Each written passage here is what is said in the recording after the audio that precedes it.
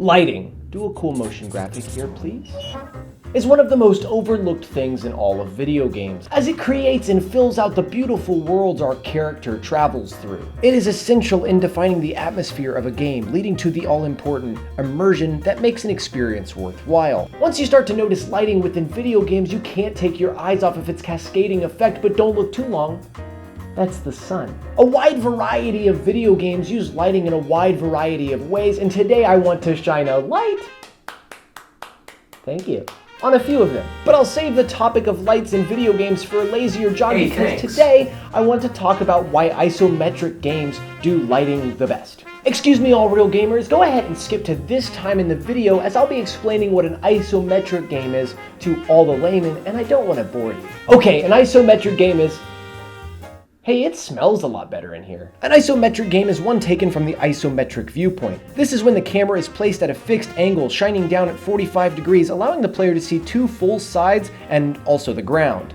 The isometric style is neat as it can be implemented with both 2D and 3D assets, or if you're anything like me, no assets because you're a failed game designer who has resorted to making cringe jokes in YouTube videos that get no views.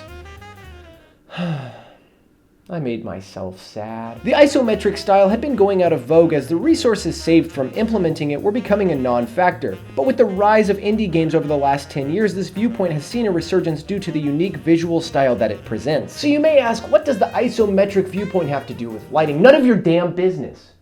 That's what it has to do with it. Well, while playing Tunic, I was absolutely stunned by the beautiful use of this shining brilliance, both from direct sources like lamps and fires to unseen ones like the sun. The shadows and color these lights provide add so much depth and life to the world of Tunic, and it had such a noticeable effect on me that I began to look through other isometric games and I observed that the lighting in these was similarly stunning. From Death's Door to Link's Awakening, lighting seems to have a much stronger presence through the lens of the isometric viewpoint. This is due to a bunch of key contributing factors that set it apart from other genres of gaming. First is the stationary direction of the camera, which allows for lighting to be set up to cater towards that direction, as no other angle of the game will be seen, making it easier to place lights and set up the level as if it were the stage of a play.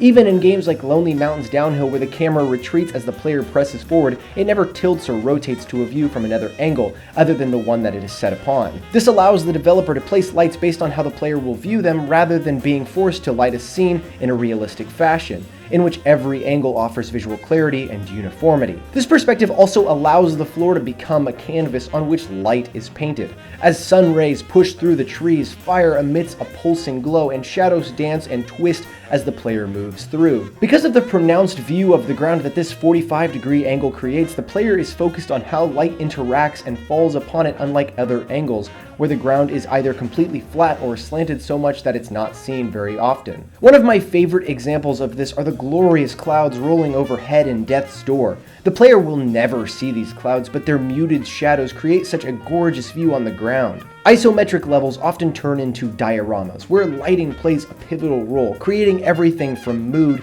to the aesthetic. But more importantly, it's the developers of all these games, who poured countless hours of love and passion into their product to ensure that it came out so beautifully. Death's Door was created by a 2-developer team, and Tunic was created by a 1-developer team, and just look at these games. The isometric format may have lent a hand in forming these wonderful interactable spaces, but the developers are the reason that we fall in love with these games.